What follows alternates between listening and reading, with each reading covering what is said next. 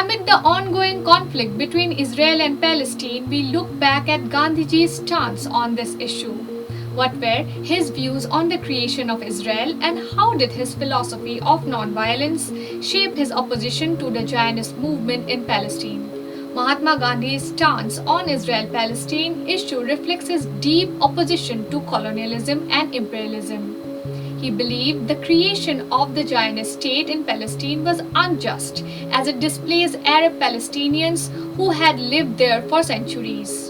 In his words, Palestine belongs to the Arabs in same sense that England belongs to the English.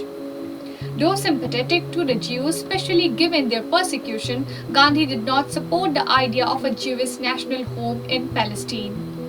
He argued that imposing Jews on the Arabs was morally wrong, as it resulted in violence and displacement. Instead, he advocated for a peaceful coexistence, opposing any form of settler colonialism.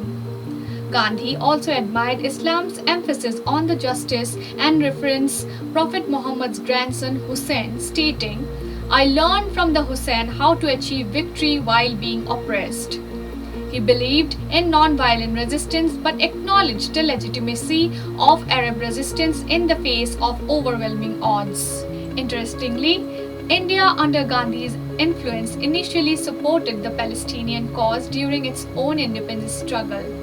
But today, India's relationship with Israel has grown stronger, with rising Hindu nationalism playing a role in reshaping foreign policy, a far cry from Gandhiji's original vision of secularism and justice for all. For more such information, subscribe to Daily Salar Digital.